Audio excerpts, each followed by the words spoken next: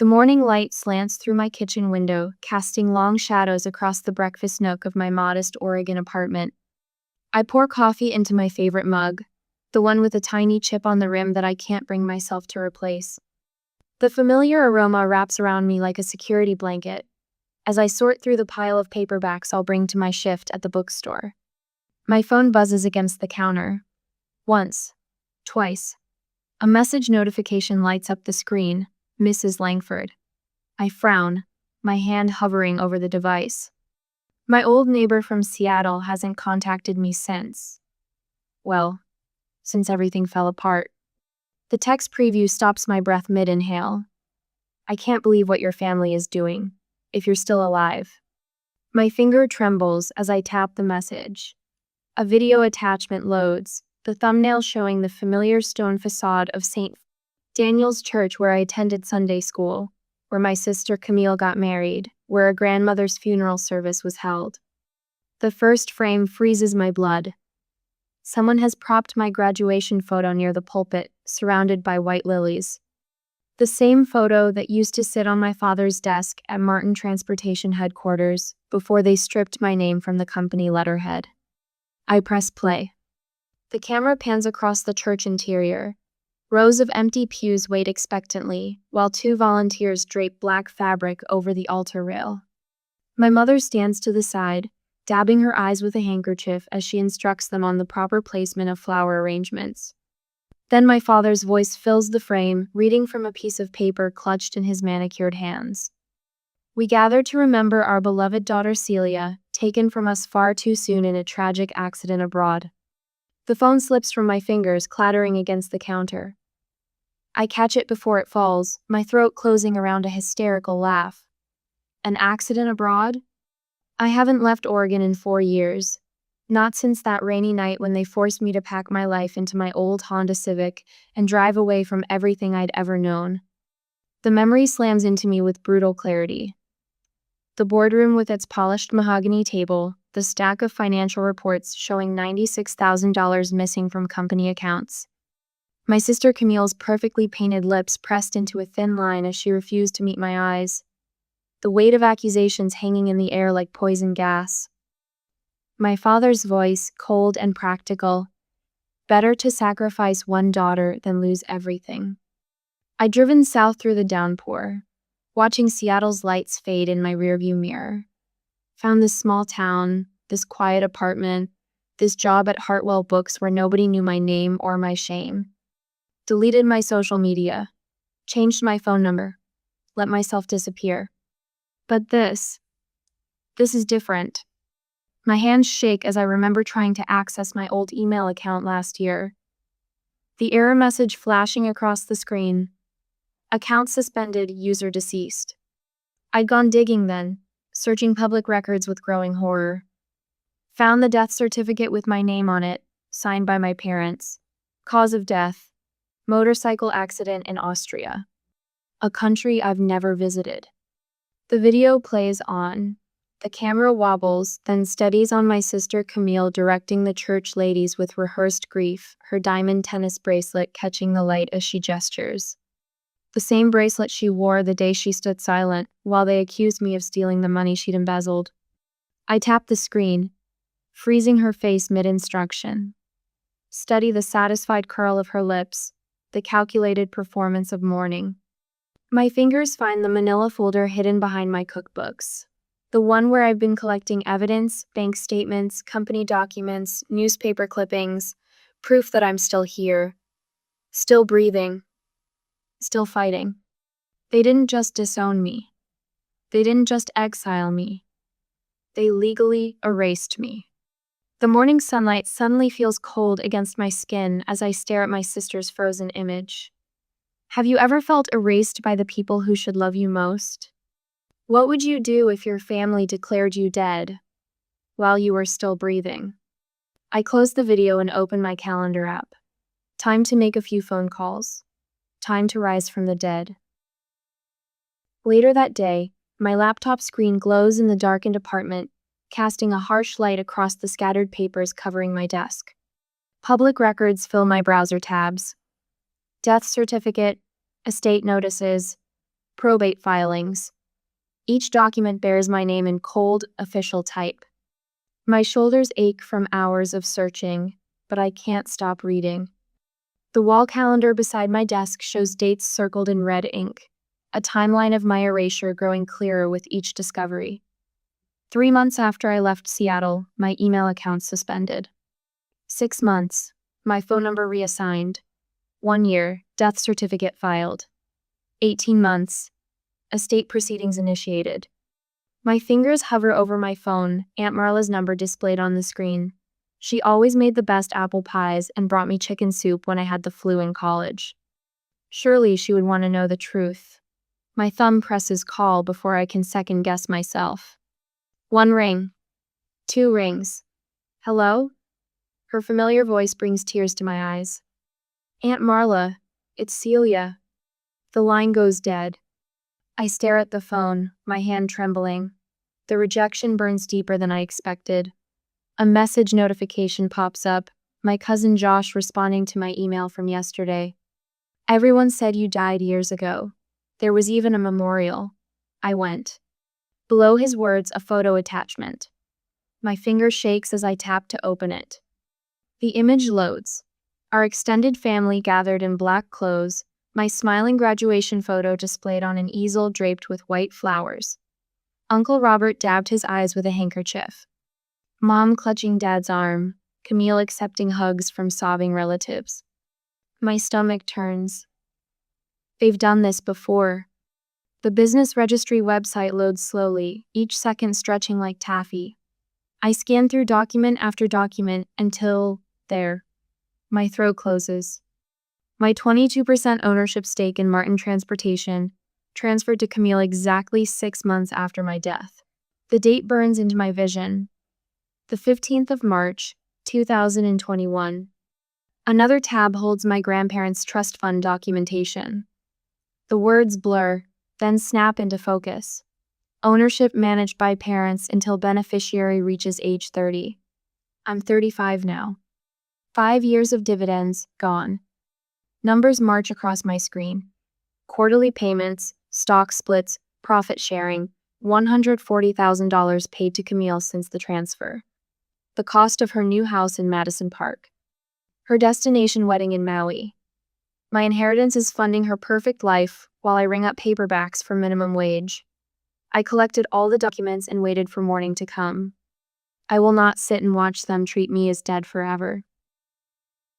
The next morning, the civil attorney's office in Portland smells like leather and lemon furniture polish. Papers spread across his mahogany desk. My passport with recent stamps, tax returns showing steady employment, pay stubs from Hartwell Books, bank statements proving I'm alive and functioning in society. This is extraordinary.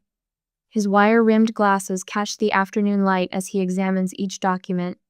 Fraud, forgery, and financial abuse clearly documented. He looks up, eyes sharp with professional outrage. We'll file to revoke the death certificate immediately. The sun has set by the time I climb the stairs to my apartment. A white envelope lies on the welcome mat. No return address. Inside, heavy cream paper bordered in black.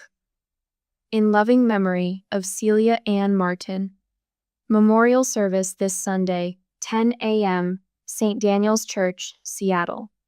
I walk to my bedroom mirror, holding the invitation against my black dress. The reflection shows a woman I barely recognize. Stronger, steadier, ready. My hands smooth the fabric as I imagine their faces when I walk through those church doors. The briefcase by my bed holds every scrap of evidence, organized chronologically. Bank records proving the original embezzlement. Transfer documents showing how they stole my inheritance. Proof that I never left the country, never owned a motorcycle, never died in an accident. I call my attorney immediately. You've built an airtight case. My attorney's voice holds quiet satisfaction as we review the final preparations through the phone. The death certificate will be revoked. The asset transfers were invalidated. They'll face serious consequences. My voice comes out stronger than I expect. I'm not just going to file paperwork, I'm going to face them. The next morning, in his office, he helps me prepare additional documents, sticky notes, marking signature lines. Maximum impact, he says, but everything is completely legal. I practice my words in front of the mirror each night, watching my voice grow more confident, my spine straighter. The scared daughter they cast aside transforms into something else entirely, a woman claiming her justice. Now, justice leads me back to the place where silence once lived. The Seattle skyline appears through my windshield, familiar spires against gray clouds. St. Daniel's church spire rises above the trees, its bell tower where I used to watch sunsets as a teenager. My hands tremble on the steering wheel despite my white-knuckled grip. Would you have the courage to walk into your own funeral? To face the family that tried to erase you? What would you say to people mourning someone who isn't even dead? The church parking lot fills with expensive cars. My old life, parked in neat rows. I went to the hotel straight from the airport to rest and prepare for the D-Day. The Sheraton's bathroom mirror reflects a woman I barely recognize. My fingertips trace the outline of my face, searching for familiar angles beneath the careful makeup. Behind me, the hotel bed disappears under a scatter of documents, financial records, social media screenshots, newspaper clippings, evidence of a life I'm supposed to have left behind. A Seattle Times article catches my eye on a smell desk next to the bed. Martin Transportation expands West Coast operations. The photo shows my father cutting a ribbon, Camille beaming at his side. Her diamond tennis bracelet glints in the flash of cameras, the same one she wore the day she watched them exile me. My phone buzzes. Instagram notification. Another photo of Camille living her best life, stepping out of a new Mercedes, shopping bags hanging from both arms. The caption reads, "Retail therapy, blessed." The comments overflow with heart emojis from our old social circle. None of them questioning how a mid-level marketing manager affords a lifestyle that would strain a CEO's salary.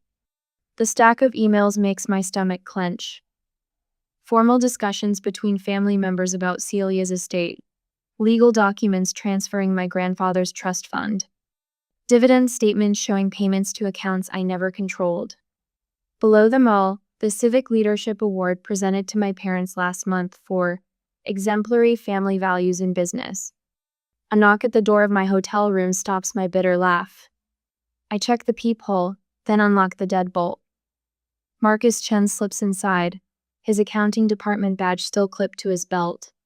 10 years as Martin Transportation's lead auditor have added silver to his temples, but his eyes still hold the same sharp intelligence. Jesus Christ, Celia. He stands frozen, briefcase dangling from nerveless fingers. When you called, I thought someone was playing a sick joke. Good to see you too, Marcus. I gesture toward the desk chair. Coffee? He shakes his head, still staring. 4 years, they told us you died in a motorcycle crash. There was a memorial and everything. Technically, there were 2 memorials. I pour coffee anyway, needing the familiar ritual. Tomorrow makes 3. Marcus sets his briefcase on the desk with careful precision. The latches click open like gunshots in the quiet room. I brought what you asked for. Internal audit records, transaction histories, everything from the quarter when.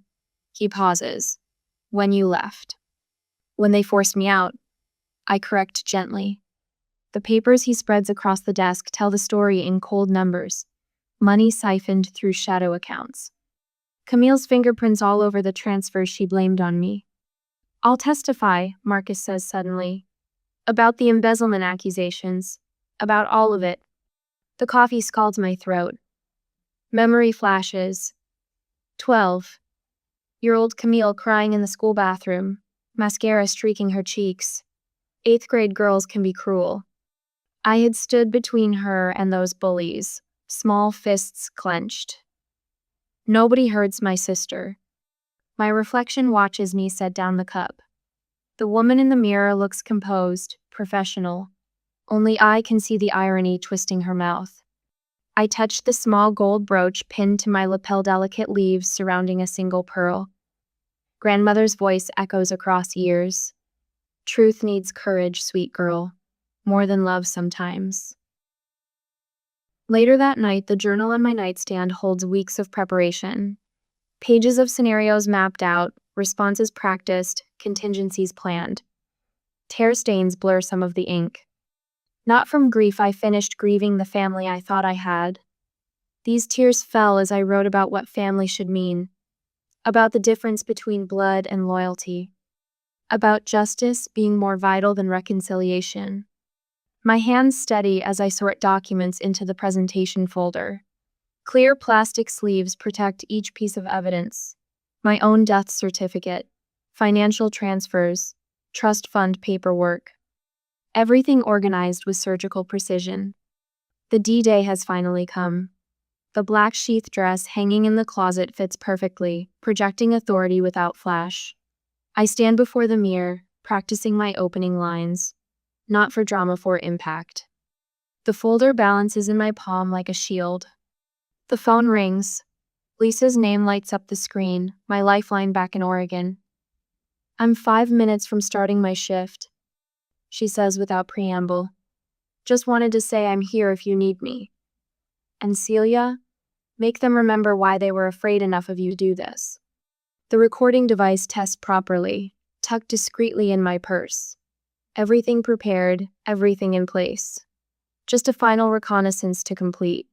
I leave the hotel, heading to the church. St. Daniel's Church looks smaller than I remember. Shadows stretching across its brick facade in the Saturday evening light. I park across the street, watching the final preparations through my windshield. White lilies arrive in florist vans, their ribbon streamers proclaiming in loving memory. The irony would be funny if it didn't make me sick. Camille appears in the side doorway, elegant in a gray suit that probably cost more than my car. She directs the flower arrangements with the same precise gestures she used in corporate presentations. Still the perfect daughter, orchestrating the perfect memorial for the sister she helped erase. A black town car pulls up to the curb. My parents step out, greeting the priest with practiced warmth. My mother's hand flutters to her throat, she tells when she's acting. Some things never change. My reflection in the car window studies me as I prepare.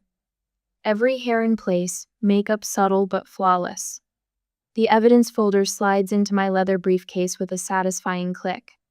My attorney's text confirms the legal documents are ready. The church parking lot is filled with expensive cars. Black-clad figures move between them like shadows. My parents stand at the entrance, accepting condolences with dignified grief. Camille's husband also arrives to help in this play of the devastated family to perfection. My watch reads 9:55 a.m. The leather steering wheel warms beneath my palms as I take one deep breath. Then another. What's harder, being declared dead or coming back to life? I was about to find out. Sunlight bathes the stone steps of St. Daniel's Church in gold. I pause at the corner, watching black-clad mourners drift through the heavy wooden doors. The spring breeze carries fragments of hushed conversations, punctuated by the soft click of dress shoes against concrete. My heart pounds against my ribs as I cross the street. Each step feels deliberate, measured, like walking through water. A woman in a charcoal suit glances my way, then does a startled double-take before hurrying inside. The fabric of my black dress whispers against my legs, the weight of my leather briefcase anchoring me to reality. The church bells begin their sonorous count to 10. 1, 2, 3. My fingers find grandmother's brooch at my collar, trace the delicate silver filigree. 4, 5, 6. She wore this same pin the day she told me. Truth needs courage, little bird. 7, 8, 9, 10. The final toll fades into silence as I reach the top step. Through the open doors, I glimpse the familiar crimson carpet, the polished pews where I once sat every Sunday. The scent of lilies wafts out my mother's signature funeral flower. Inside, the priest's voice resonates off stone walls. We gather today to remember Celia Martin, whose adventurous spirit led her to distant shores, where tragic fate claimed her far too soon. I slip through the vestibule, The memorial video plays on a screen beside the altar photographs from my childhood, college graduation, company events. Each image carefully selected to craft the story of a beloved daughter, lost too young. My mother dabs her eyes with a monogrammed handkerchief, while my father stands stoic beside her, hand resting protectively on her shoulder. Camille sits in the front pew, clutching her husband's arm. Her designer black dress probably cost more than 3 months of my bookstore salary. The dividends from my stolen inheritance at work. Please rise, the priest intones, for a moment of silence to honor Celia's memory. The congregation stands. The shuffling of feet and rustling of clothing fades into expectant quiet. I push both doors open. The sound echoes like a thunderclap through the sanctuary. Light streams in around me, and for a moment I'm nothing but a silhouette in the doorway. Then I step forward. The first gasp comes from somewhere in the middle pews, then another. A wave of recognition ripples through the gathering as heads turn. Mrs. Henderson from my parents' country club drops her prayer book. The thud seems deafening in the suspended silence. I walk down the center aisle, my footsteps steady despite my hammering pulse. Whispers erupt autumn leaves in a gust of wind. Is that her? How is this possible? My God. My father's face drains of color. Mother's fingers clutch her handkerchief so tightly her knuckles turn white. Camille grabs the back of the pew in front of her, swaying slightly. Her husband stares between her and me, confusion etching deeper lines around his mouth. The priest stumbles over his words. Prayer forgotten. Perhaps we should. I reach the front of the church and turn to face the congregation. My voice comes out clear and strong, carrying to the rafters. I heard I died. I'm here to correct the record. Opening my briefcase, I remove the death certificate. Hold it up so the morning light streaming through the stained glass windows illuminates the official seal. According to this document, I died in a motorcycle accident in Austria. My lips curve in a small smile. Strange, since I've been working at Hartwell Books in Oregon all this time. More papers emerge from my briefcase. My most recent pay stubs, tax returns, apartment lease. All dated well after my supposed death. Each document lands on the altar with a soft but decisive sound. But the most interesting paperwork shows what happened to my 22% ownership of Martin Transportation after I died. My father steps forward, hand outstretched. Celia, darling, you're clearly unwell. Let's discuss this privately. The transfer documents show everything going to Camille 6 months after my death certificate was filed. I meet my sister's wide eyes. Along with the dividends, $140,000 worth, to be exact. That ivory silk at your wedding looked lovely, by the way. I saw the photos online. Mother sinks into a pew, pressing her handkerchief to her forehead. Someone call an ambulance, my daughter needs help. I'm perfectly healthy, Mother. Unlike my email account, which apparently died before I did, or my social media profiles, which vanished around the same time. Almost like someone was systematically erasing me. Camille's perfect mask finally cracks. You abandoned us first. You threatened to destroy everything. By asking about the missing money? The money you embezzled before framing me? I turn back to the congregation. Several people have phones raised, recording. Perfect. I didn't die. They declared me dead to steal my inheritance. And I can prove it. My father lunges for the briefcase. Papers scatter across the altar like rectangular snowflakes. A collective gasp rises from the pews. I stand very still, watching documents flutter to the floor. The truth can't be contained now, not with dozens of witnesses, not with phones capturing every moment. A small smile tugs at my lips as my father realizes the same thing. He straightens his tie, trying to reclaim his dignity. But his hands shake. This is a family matter. Family? The word tastes bitter on my tongue. Family doesn't forge death certificates. Family doesn't steal inheritances. Family doesn't try to erase someone's entire existence. I meet the eyes of the congregation. Faces I've known since childhood stare back. Horror and understanding dawning in equal measure. What would you do if the people who should love you most betrayed you so completely? Would you let them bury you in silence, or would you rise from the dead to demand justice? The silence that follows feels holy in its weight. Papers scatter across the marble floor like autumn leaves, my evidence dancing through shafts of morning light. A wave of motion ripples through the pews as half the congregation surges toward the exits, their heels clicking against stone, while others lean forward. A phone's raised to capture the moment my father loses control of his carefully constructed narrative. Our daughter is unwell. His voice cracks on the last word as he grips the podium. She needs help. Mother collapses into the front pew, dabbing her eyes with an embroidered handkerchief. Someone please help her, she wails, but her performance falls flat. The congregation has already witnessed too much truth to be swayed by theatrics. Through the chaos, I catch Camille tugging her husband toward a side door, her perfectly styled hair coming loose as she stumbles in her designer heels. The look in her eyes mirrors that night 4 years ago, fear of exposure trumping any familial bond. I drop to one knee, gathering the scattered documents with deliberate calm. My hands should shake, but they move with surgical precision. A lifetime of controlling my emotions serves me well now.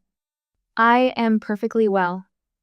My voice carries through the sanctuary without effort, filling the sacred space that once welcomed our family every Sunday. I hold up my passport, then a recent photograph. In fact, I'm very much alive. The congregants who remained press closer, abandoning any pretense of proper church behavior. Several phones record my every move. Let them. The truth deserves witnesses. They declared me dead to steal my inheritance. I face the congregation directly, meeting their wide eyes. The death certificate says I died in a motorcycle accident in Austria. Strange, since I've been working at a bookstore in Oregon this whole time. Father lurches forward. Sweetheart, please let's discuss this privately. Like we discussed the missing money privately? The words taste sharp on my tongue. Like we discussed how Camille's embezzlement would ruin the family name. A collective gasp ripples through the church. Near the back, Mr. Patterson, our longtime company accountant, pales visibly. He would know exactly how the numbers were manipulated. Mother abandons her fainting couch pose, genuine panic replacing her manufactured distress. Richard, do something! But Father's authority dissolves as his business associates whisper among themselves, years of carefully curated respect crumbling in real time. Several church board members huddle near the altar, their disapproving faces saying everything their polite upbringing won't let them voice. Celia? A wavering voice breaks through the tension. My childhood Sunday school teacher steps forward, her lined face etched with concern. We mourned you. They told us we sent flowers to Austria. I know, Mrs. Reynolds. My voice softens. They lied to everyone. The heavy oak doors swing wide. My attorney enters, briefcase in hand, his measured footsteps echoing through the chaos. Right on schedule. The congregants part before him like the Red Sea. I have here, he announces, lifting a thick manila envelope, a motion to revoke the fraudulent death certificate.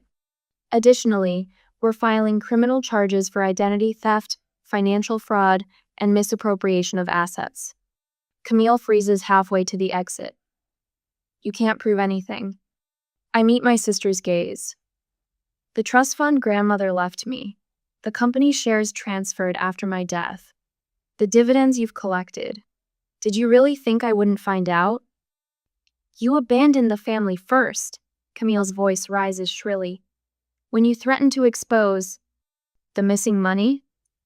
I cut her off. The embezzlement you pinned on me? My voice remains steady, but my grandmother's brooch burns against my collarbone. I didn't abandon anyone. I was forced out for questioning the corruption. A church board member rises, his granite face carved with decades of moral certainty. Martin, Eleanor, what have you done? Father's shoulders slump. Mother sinks into the pew, all pretense abandoned. And Camilla, me sister, who I once protected from playground bullies, backs away like I'm the monster she pretended died in a foreign land. My attorney distributes copies of our legal filing to the stunned church leadership. I gather my remaining documents, tucking them into my briefcase with measured precision. The time for exposure has passed. Now justice will take its course through proper channels. I turn to face my family one last time. You didn't just disown me, you tried to erase me completely. The words emerge not in anger, but as simple truth. Family may be where wounds start, but truth is where healing begins. Pivoting toward the door, I feel the weight of decades of Sunday services, Christmas pageants, and family portraits lifting from my shoulders. The morning sunlight streams through stained glass, painting the marble floor in jewel tones, beauty emerging from shadow. Celia! The cry rings out as I reach the threshold. We're glad you're alive. I don't turn to see who spoke. Their words float in the air like a benediction as I step into the sunlight, my attorney a solid presence beside me. Already I can hear phones chiming with notifications as video of the confrontation spreads through social media, truth expanding in ever-widening circles. My heels click against weathered stone steps as Seattle's autumn breeze catches my hair. The same wind that once carried me into exile now lifts me towards something new. The questions that haunted my solitary nights have transformed. What rises from the ashes of a family's betrayal, justice, or bitterness? When is forgiveness less healing than a clean break? What blossoms in the space where blood ties once bound? The answers will come.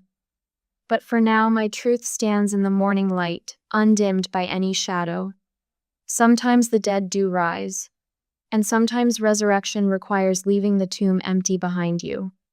And when you walk away from the grave, sometimes you find yourself in a new kind of sanctuary. 6 months have passed, and I got back to my usual life, alive both physically and mentally. The morning sunlight streams through the tall windows of Truth Bookshop, painting golden stripes across leather-bound spines in the new rare book section. I pause between the shelves, running my fingers along a first edition Hemingway. The gentle chime of the doorbell draws my attention to the front, where a delivery man stands with a thick manila envelope. Signature required, Miss Martin. The words still catch in my throat sometimes. 6 months ago, I was legally dead. Now my name rings out in broad daylight, acknowledged. Real, alive. I sign for the package and carry it to my office in the back. The morning quiet settles around me as I slice open the envelope. Black and white newsprint spills onto my desk, another article about the Martin transportation scandal. My father's face stares up from the page, tight-lipped and gray as he exits the courthouse. The headline reads, Family Business Under Investigation. Identity Fraud Scheme Exposed. Behind my desk, 3 frames catch the light. The first holds my revoked death certificate, struck through with bold red ink. The second displays settlement papers returning my company shares with interest. The third, smallest but most precious, cradles a simple brass plaque. Truth Bookshop where stories find light. My phone buzzes. A text from Josh. Just saw Uncle Richard's sentencing date is set. You okay? I tap back. Better than okay. The community center called yesterday, asking me to lead another workshop on financial literacy for seniors. Last month's session brought tears to my eyes. 4 different people stood up to share stories of family betrayal, of children or siblings who tried to strip away their autonomy through forged documents and false claims of incompetence. You gave us courage, one woman whispered afterward, squeezing my hand. If you could stand up in that church and reclaim your life, maybe we can too. My journal sits open on the desk, today's entry half finished. The pages chronicle my journey from that first shocking video of my memorial service to this moment of hard-won peace. Letters from strangers who faced their own battles fill a drawer beneath, each one a reminder that truth creates ripples we can't predict. The bell chimes again. I look up to see Aunt Marla in the doorway, her silver hair caught in morning light. 6 months ago, she thought I was dead. Now she brings fresh scones every Thursday, each visit an attempt to rebuild what broke. I keep thinking about that day, she says, setting down a paper bag that smells of butter and cinnamon. When you walked into that church, her voice catches. I really thought you were gone, Celia. We all did. I know. The words come easier now, without the sharp edges of betrayal. That was the point. Josh arrives an hour later, laptop tucked under his arm. He's been helping modernize our inventory system, another bridge slowly rebuilding. The family constellation has shifted, some ties severed, others strengthened, new ones forged in unexpected places. My small staff has become more than employees. We share meals, secrets, celebrations, family chosen rather than inherited. The afternoon mail brings official notice of the final settlement. I've already decided where part of it will go, a scholarship fund for students who've overcome family adversity. The Truth Seekers Grant. My grandmother would have liked that. I pour my afternoon coffee into the same chipped mug I used the morning everything changed. The familiar aroma wraps around me, but the trembling hands that once held it have steadied. My phone buzzes with good news now. Workshop confirmations, rare book acquisitions, messages from the growing network of people working to strengthen identity protection laws. The brooch that once belonged to my grandmother gleams in its shadow box on the wall, words etched beneath in simple script. Truth needs courage. Customers often ask about it, and about the framed documents beside it. I tell them the story, not because I need to, but because truth creates light for others to follow. When the shop closes, I drive to the cemetery where my grandmother rests. Wind rustles through old oaks as I lay fresh flowers against cool stone. You taught me that family is about love, not blood, I whisper. The words float away on autumn air, carrying no weight of regret. I haven't tried to reconcile with my parents or ill. Some bridges once burned should stay ash. Sunset paints the sky in shades of amber as I walk back to my car. My shadow stretches long and unbroken across cemetery grass, present, solid, undeniable. The woman who once hid in a small Oregon town, trying to disappear, has become someone who helps others become visible. Sometimes you have to die in their world to come back in your own truth. Not all betrayal deserves forgiveness. Some just deserves exposure, like photograph paper in a darkroom, images emerging from shadow into clarity. The truth about family is that it can be rebuilt, reformed, chosen. Blood may determine where your story starts, but courage determines where it leads. What would you burn to protect your dignity? What truth would you speak, even if your voice shook? How many times would you resurrect yourself until the world saw you, whole and undiminished, standing in your own light? I start my car, the engines purr familiar and grounding. Tomorrow brings another workshop, more stories to witness, more light to shine into shadowed places. Some people call it brave, this new life I've built. But bravery implies choice, and truth, once seen, leaves no other path. You can only be erased if you allow the false story to stand. My name is Celia Martin. I died on paper, but lived in truth. And that has made all the difference. The crinkle of wrapping paper cuts through the silence like a knife. My daughter Nora's small hands tremble as she peels back the perfect corners of the gold foil paper. Her face glows with anticipation, brown eyes wide beneath her untamed curls. I lean forward in my chair, watching her careful movements, remembering how I saved tips for 3 months to buy her the red velvet dress she wears. The lid lifts. Nora's smile vanishes. The box is empty.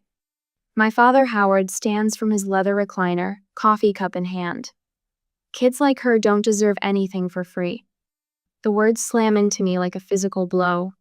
I sit frozen, watching my 8-year-old daughter stare into that hollow box, her lower lip quivering. The grandfather clock in the corner ticks away seconds that feel like hours. Heat creeps up my neck. Words stick in my throat. 3 months ago, this moment had played out so differently in my mind. I remember counting out crumpled dollar bills on my kitchen table after each shift at the diner, sorting tips into careful piles. Rent, groceries, utilities. A special stack grew slowly in an envelope marked Christmas Fund, hidden behind the coffee filters. $180 saved, one table at a time. Do you think Grandpa will like my card? Nora had asked, bent over our coffee table with her colored pencils scattered around her. She'd spent hours drawing each one, tongue poking out in concentration. Pictures of flowers and hearts and stick figure families holding hands. He'll love it, sweetie. The lie had tasted bitter even then. The dress had been the last piece, cherry red velvet with a white lace collar, found on the clearance rack at Marshall's Place. Nora had twirled in front of the mirror, the skirt floating around her knees. I look like a Christmas angel. We drove 3 hours through the Kansas winter to reach my childhood home. Snow dusted the barren fields, and Nora pressed her nose against the window, counting grain silos and water towers. Her excitement filled the car with chattering questions about grandparents she'd never met. Will Grandpa's house have a big Christmas tree? Does Aunt Marlene know how to bake cookies? Do you think they'll hang up my drawings? Now those same drawings sit untouched on the side table, edges curling in the dry winter air. No one answered the door when we arrived. We stood on the porch for 10 minutes before my sister Marlene finally appeared, phone pressed to her ear, waving us in without a word. Dinner stretched like a rubber band about to snap. The only sounds, forks scraping plates, ice cubes melting in water glasses. My father read the newspaper between bites. Marlene texted under the table. Nora's attempts at conversation dropped into the silence like stones into a deep well. I got all A's on my report card this year. Nothing. I can play Jingle Bells on the piano now. Silence. I drew a picture of our whole family. See the hearts? That means love. Marlene looked up from her phone. Art's just a hobby, honey. You'll need something real to fall back on. 8 years old, and they're already cutting down her dreams. I stand now, napkin falling from my lap. Nora, go get your coat. But Mama. Now please. She scrambles up, red velvet dress swishing as she runs from the room. I hear her feet on the stairs, heading to the guest room where our bags wait. My hands shake as I gather our things. Evelyn. My father's voice stops me. You're being dramatic. I turn to face him. The newspaper crackles as he folds it precisely, establishing dominance through deliberate movement. A trick I remember from childhood. A small voice breaks the standoff. Mama? Nora stands in the doorway, coat buttoned crooked, holding her backpack. I haven't given Grandpa his card yet. My throat tightens. She still wants to give him the card. After everything, her heart stays open. I look at my father, at his impassive face, at the way he won't even meet his granddaughter's eyes. Then at Nora, clutching that homemade card like it might shield her from rejection. The choice stretches before me like a crossroads. Leave now. Protect her from more pain. Or stay. Give them one more chance to see her beautiful heart. We'll stay tonight, I hear myself say. But we're leaving first thing tomorrow. Nora's shoulders relax. She pulls the card from her backpack, edges worn from being handled so carefully during our drive. My father turns away, lifting his coffee cup. But I catch the slight tremor in his hand. One night, I pray I'm not making a mistake. Because if they hurt her again, I won't give them another chance. Some prices are too high, even for family. Moonlight spills through the guest room window, casting silver shadows across Nora's sleeping face. I watch her chest rise and fall, counting breaths like I used to when she was a baby. The old house creaks around us, winter wind whistling through poorly sealed windows. Her eyes flutter open. Mama? I'm here, baby. The mattress dips as I sit beside her. She curls into me, small fingers clutching my nightgown. Would life be easier if I was never born? The words punch through my chest. I pull her close, tears streaming down my face onto her curls. Without you, I wouldn't have made it this far. She burrows deeper into my arms. Outside, bare branches scratch against the window pane, a sound that brings me back to winters in the same room. I was 12 the Christmas my mother got sick. Howard worked longer hours at the plant, leaving before sunrise, coming home after dark. Marlene and I learned to fix our own dinners, pack our own lunches. That December, Mother rallied enough to supervise our cookie baking from the kitchen table. Her hands shook too much to help, but her voice guided us through measuring flour and creaming butter. Howard walked in as we pulled the last batch from the oven. He stared at the mess of sprinkles and frosting, at Mother's wan smile, at our flour-dusted faces. "Clean this up," he said, turning away.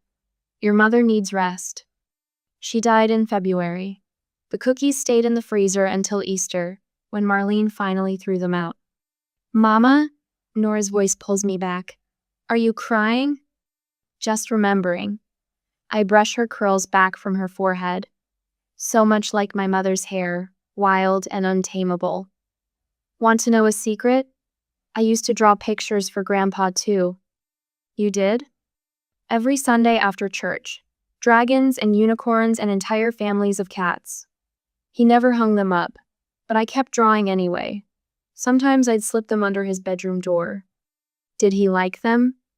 The truth sticks in my throat. I remember finding my drawings in the trash, carefully folded to take up less space. He wasn't very good at showing his feelings back then either. "Like now?" "Like now." Nora sits up, moonlight catching the tear tracks on her cheeks. "After Daddy died, did you ever think about leaving me too?" My heart stops. In those dark days after David's funeral, when grief crushed me into the mattress and Nora's cries echoed through our empty house, I'd considered it. Called an adoption agency even. The packet of papers sat unopened on my desk for 3 days before I burned them in the backyard. "I thought about a lot of things back then," I whisper. "But keeping you was the only choice that made sense." She nods, processing this with the gravity of a much older soul. "Grandpa misses Grandma like you miss Daddy." The simple truth of it steals my breath. Howard's coffee cup this morning, my mother's favorite, the blue one with painted daisies. The untouched piano in the corner, sheet music still open to the hymn she played every Sunday. Her knitting basket beside his recliner, needles stuck in a half-finished baby blanket he never let anyone move. "I think you're right, baby." I smooth her curls again.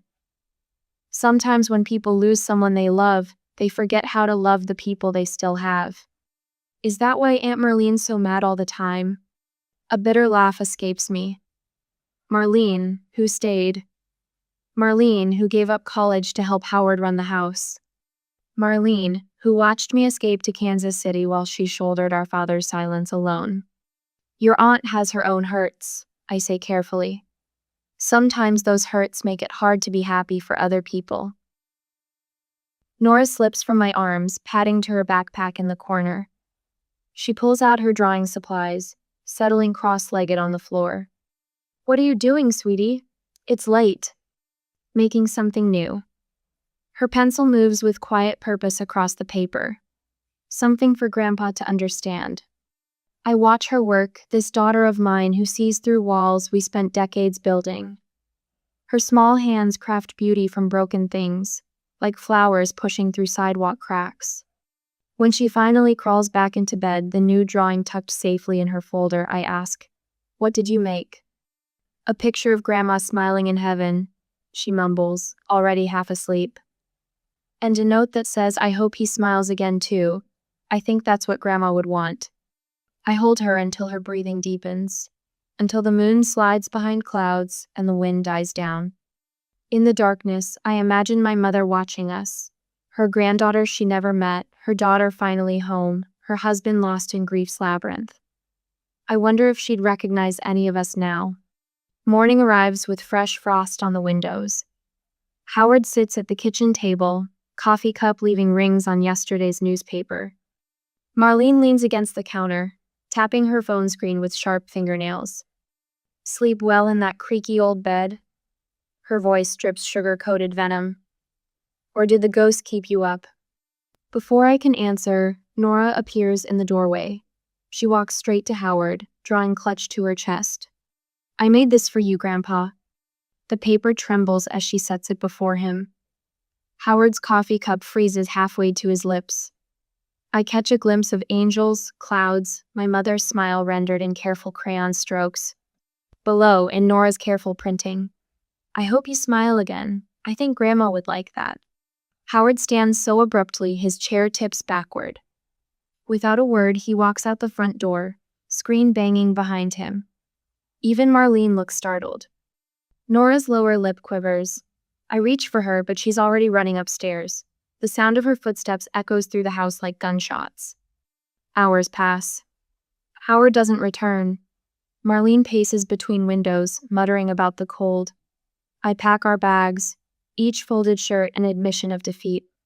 When we finally pull out of the driveway, Nora's silence breaks my heart all over again. The drawing lies abandoned on the kitchen table, a goodbye letter neither of us meant to write. I check the rearview mirror, watching the house shrink behind us. Nora presses her forehead against the window, breath fogging the glass. I just wanted him to remember how to smile, she whispers. The words follow us down the highway, a truth too heavy for either of us to carry alone. The winter sun streams through our apartment windows, casting long shadows across the faded carpet. I wrap another strand of Christmas lights around a shoebox, tucking the cord beneath a layer of tissue paper. Each decoration goes into storage with careful precision, like boxing up hope for another year. Nora sits cross-legged on the floor, sorting through her drawings. The ones from before our visit to Howard's house go into her special folder. The others, the ones she made that night, she tears into tiny pieces that flutter into the wastebasket. Her face stays neutral, but her fingers tremble. We don't have to keep anything you don't want to, sweetheart. She nods without looking up. We haven't talked much about that night. Back to our routine. Morning rushes to school, double shifts at the diner, microwave dinners between homework pages. Life shrinks back to its familiar dimensions. The calendar on our refrigerator marks 5 quiet days. No calls, no messages, just the steady rhythm of survival. Wake, work, sleep, repeat. Even misses. Henley next door knows not to ask how our Christmas visit went. She just brings over extra portions of her famous potato soup and pats my hand with grandmotherly understanding. The knock at the door startles us both. Package for Porter residence, calls the delivery man through the door. I peek through the peephole, brown uniform, clipboard, legitimate-looking ID badge. When I open the door, he hands me a wooden box about the size of a bread loaf, surprisingly heavy for its size. Careful with that one, he says. Marked fragile. The return address makes my heart skip. My father's house in Kansas. No note attached, just careful bubble wrap and brown paper. What is it, Mama? Nora peers around my elbow. I'm not sure. My fingers trace the edges of the box. Let's open it together. We sit at our small kitchen table, winter light painting squares on the scratched wood surface. The paper crinkles as we unwrap it, neither of us breathing. Last time, Nora opened a gift from her grandfather. But this box has weight. Substance. Something shifts inside when we move it. You do the honors, I whisper. Nora lifts the lid with trembling fingers. Inside, nestled in velvet, sits a wooden music box. Dark cherry wood polished to a soft gleam, brass hinges catching the light. My throat closes. It's beautiful, Nora breathes. My hands shake as I reach for it. This was your grandmother's. I haven't seen this music box in 20 years. The week after Mom died, it vanished from her bedside table. I'd searched the house for it, certain Howard had thrown it away in his grief. He'd gotten rid of so many of her things, like erasing her memory, could erase the pain. Does it still play? Nora asks. I wind the small brass key on the bottom. The first notes of You Are My Sunshine tinkle out exactly as I remember. Mom used to wind it every night before bed, letting the melody fill our rooms while she braided my hair. The same song she hummed while cooking, while gardening, while rocking me through childhood fevers. Tears blur my vision. A small note flutters from inside the lid. Nora picks it up, reading slowly. To the kindest heart I've met, thank you for remembering her. The music plays on, filling our kitchen with memories. I close my eyes, remembering Mom's gentle hands, her quiet laugh, the way she'd slip between Howard's anger and us kids, absorbing the worst of his moods. She'd wind this music box on the darkest nights, letting its song remind us that morning would come. Howard kept it. All these years he kept it. Play it again? Nora asks when the song ends. We sit at the table until sunset, winding and rewinding, letting the melody wash over us. Neither of us mentions the empty Christmas box or that terrible night.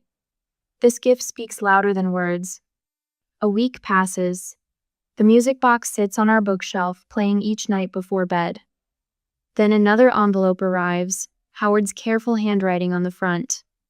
Inside, a single sheet of paper. 5 words that stop my heart. You raised her right. I'm sorry. The paper trembles in my hands. 20 years of silence, of judgment, of cold shoulders and colder words. Now this. That afternoon at the diner, I show the note to Mabel during our break. She's worked these booths longer than I've been alive, dispensing coffee and wisdom in equal measure. Well, would you look at that? She says, smoothing the paper with work-worn hands. Some hearts take longer to thaw than others, sugar. But they do thaw. I don't know what to do with this. I pour more coffee, needing something to do with my hands. After everything. You do what you've always done. Mabel slides the note back across the counter. Take it one day at a time. Let your girl lead the way. She's got more wisdom in her little finger than most folks learn in a lifetime. She's right about Nora. My daughter floats through her days now, humming "You Are My Sunshine" under her breath. Her teacher, Miss Reynolds, pulls me aside at pickup to mention how Nora's been drawing again during art class. She's quite talented, Miss Reynolds says. There's such joy in her work lately. The music box plays each night, its melody stronger than the memory of that empty Christmas gift. Howard's note sits in my bedside drawer, 5 words changing everything and nothing.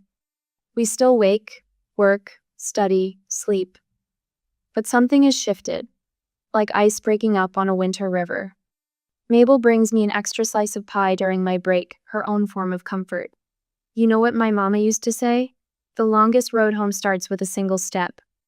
I think of Howard's note, his careful handwriting, of Mom's music box surviving all these years in his keeping, of Nora's fingers tracing the wooden patterns each night before bed. What if I'm not ready for that road? I ask. Mabel just smiles, sliding another sugar packet across the counter. Nobody ever is, sugar. That's why we take it one step at a time. The diner's regulars rally around us in their own ways. Old Mr. Jenkins leaves extra tips with a gruff, for the little artist. Mrs. Peterson from the church brings by a bag of hand-me-down art supplies from her granddaughter. Even Tommy, our short-order cook, starts drawing smiley faces in pancake batter when Nora comes in for breakfast. Small kindnesses. Tiny bridges across the gaps grief leaves behind. Each night, I wind the music box. Each morning, I read Howard's note again. 5 words. 20 years. One small melody playing us home. Some hearts take longer to thaw than others. But they do thaw. The song plays on. The phone rings at 6 in the morning.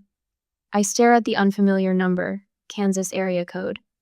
My heart pounds against my ribs as I answer. Evelyn. My father's voice scratches through the line like sandpaper. I got your letter. The words I rehearsed for weeks vanish. I grip the kitchen counter, watching dawn creep across the linoleum floor. 3 months since that Christmas disaster. 3 months of silence broken by this call. How's the girl? He clears his throat. Nora? She's fine. The protective instinct rises, getting ready for school. A long pause fills the line. I hear his coffee cup clink against something. Some habits never change. Howard Wilson still drinks his morning coffee black, still reads his paper front to back, still struggles to say what matters. Listen, he inhales sharply. Maybe you could bring her by, just for the afternoon, no overnight. The invitation hangs between us. Through the kitchen doorway, I watch Nora arrange her colored pencils on the coffee table. She hums while she draws, still wearing her Christmas pajamas with the reindeer print. I need to think about it, I say. Right, of course. Another pause. Take your time. The line goes dead before I can respond. Classic Howard Wilson, extending the olive branch but making sure he controls its withdrawal. The phone rings again 20 minutes later. Marlene's name flashes on the screen. What did you say to Dad? Her voice crackles with accusation. He's acting weird, asking about your kid. I sent him a letter. I pour Nora's cereal, phone tucked against my shoulder.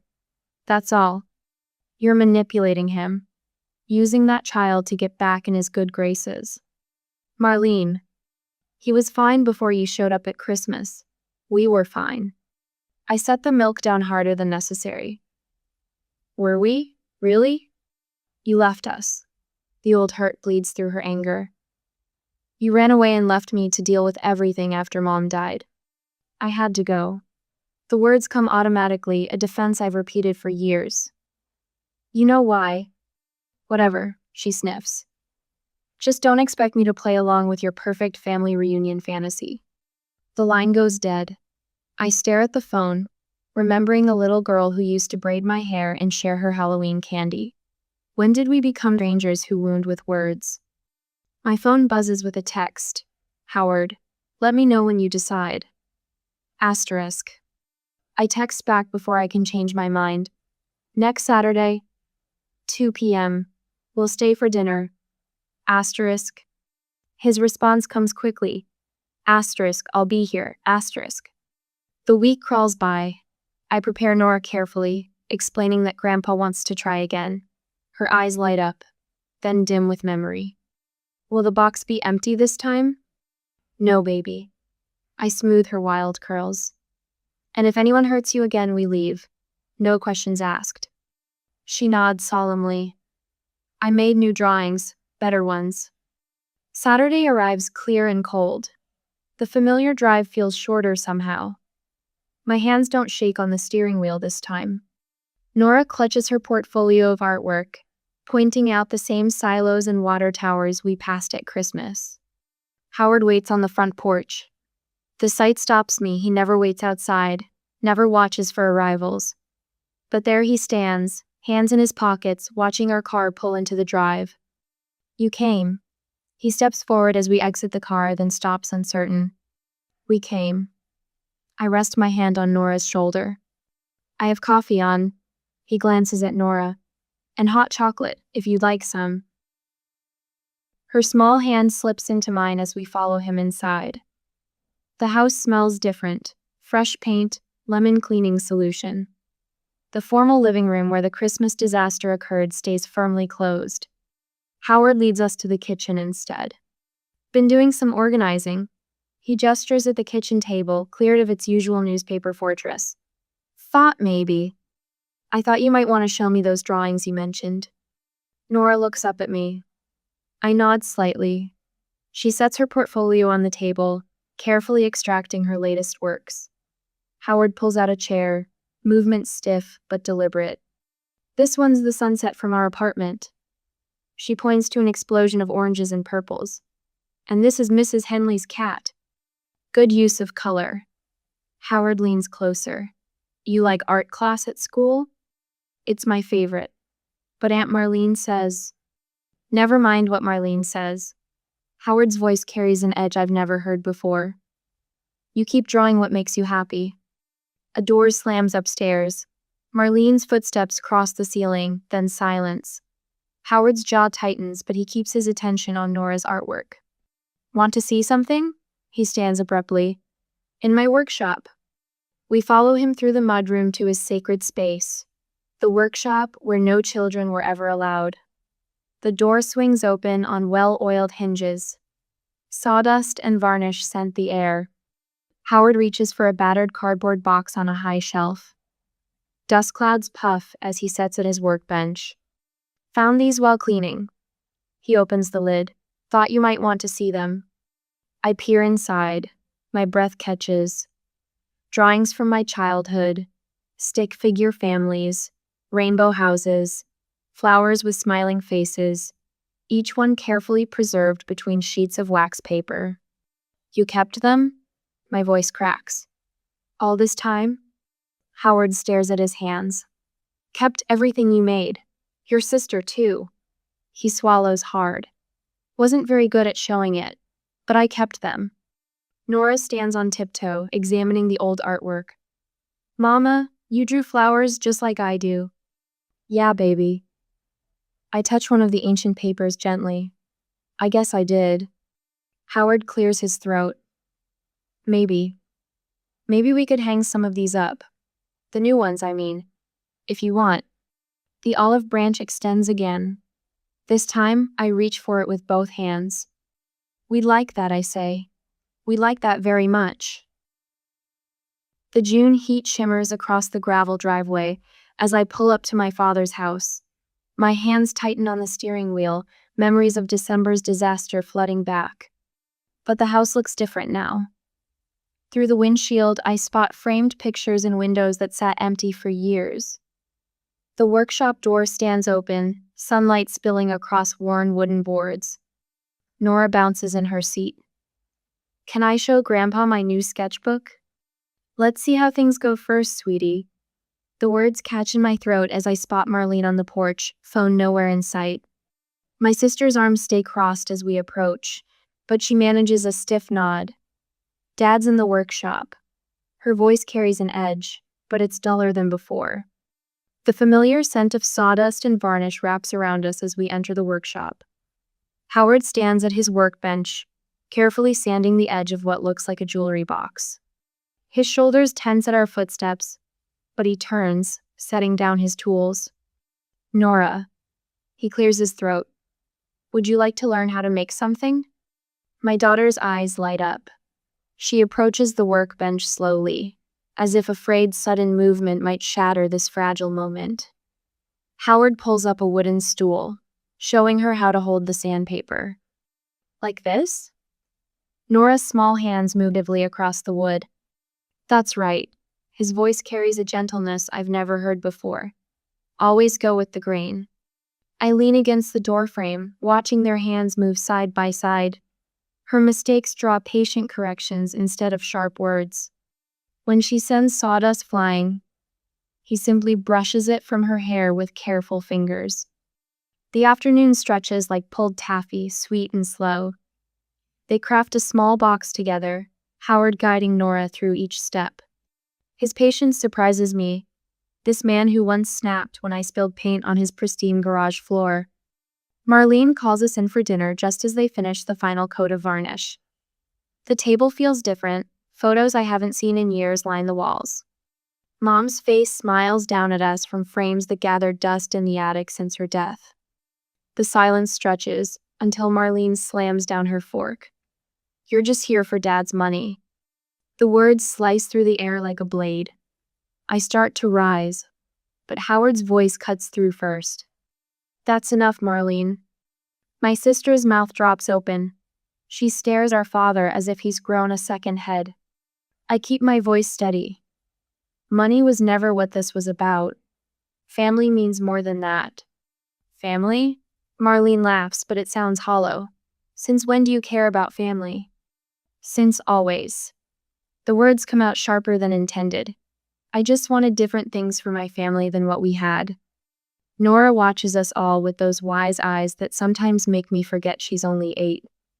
Howard stares into his coffee cup, knuckles white around the handle. I didn't know how to be a grandfather. The words spill from him suddenly, his voice rough. After your mother died, I lost myself. Couldn't figure out how to find my way back. My throat tightens. You didn't even try. No, he sets down his cup. I didn't. That Christmas, that empty box. I thought I was teaching some kind of lesson. But Nora's drawing showed me what I'd become. A man as empty as that box. Tears burn behind my eyes. Years of hurt surface like bubbles in boiling water. Every cold shoulder, every criticism, every silence when I needed words. I wanted you to be proud of me.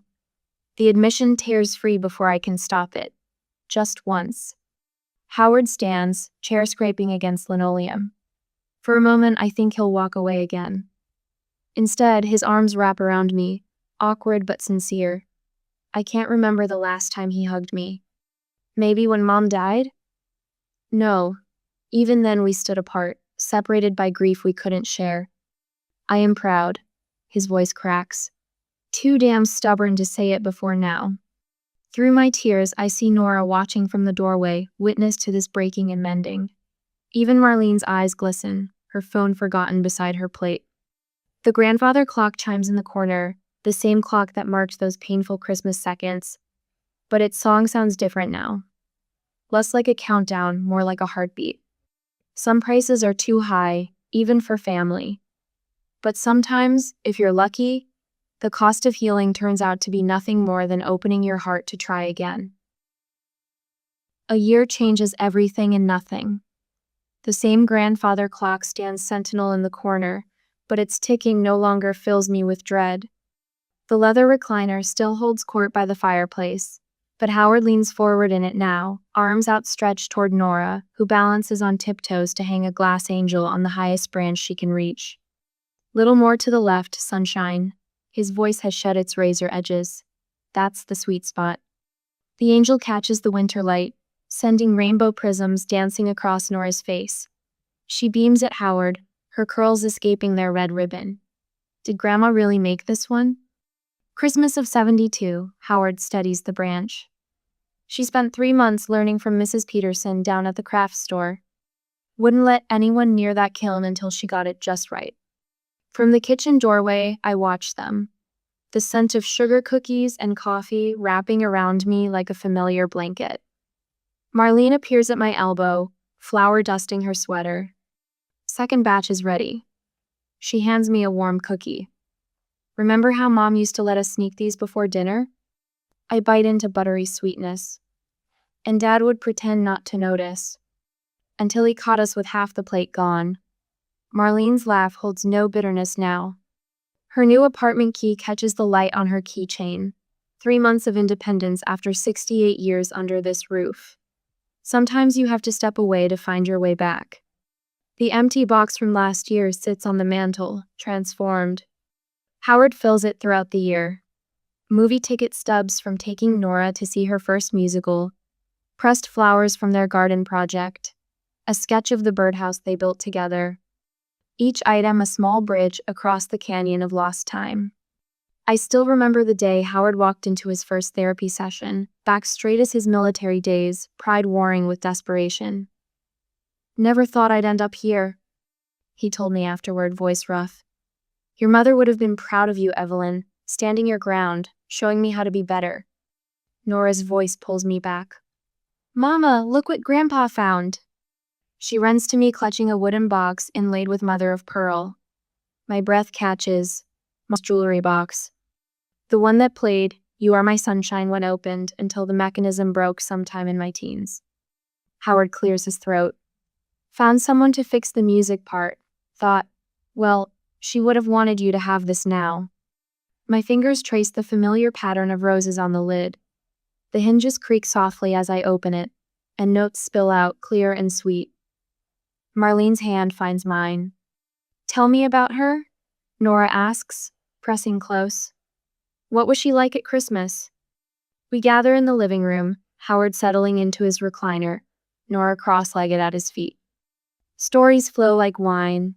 Mom's infamous fruitcake experiments, her angel collection, how she'd sing carols off-key while wrapping presents late into the night. She wrapped everything in the funny papers, Howard says, his voice softening. Said it was a waste to spend money on paper that just gets torn up. That's why I do that, the words burst from me. I never knew. I thought I just liked the comics.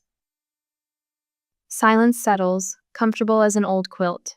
Then Marlene disappears upstairs, returning with a large package wrapped in, of course, the Sunday comics. Your turn, Nora. My daughter's hands are steady now as she unwraps the gift. So different from last year's trembling fingers. The paper falls away to reveal a carved wooden art set. Brushes, pencils, and paints nestled in compartments Howard must have shaped himself. Each groove and divot speaks of hours in his workshop, love carved into cedar. I watch Howard's face as Nora opens it.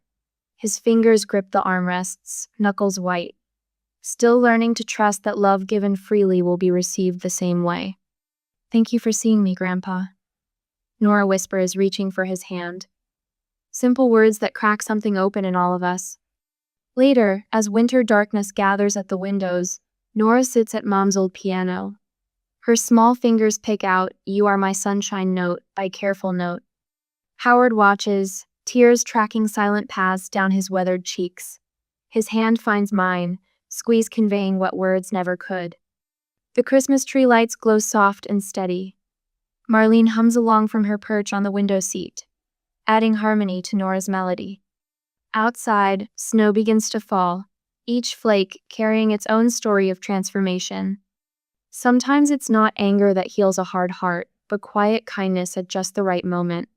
Like snow settling gentle and persistent, softening the sharpest edges, making something new of what was broken.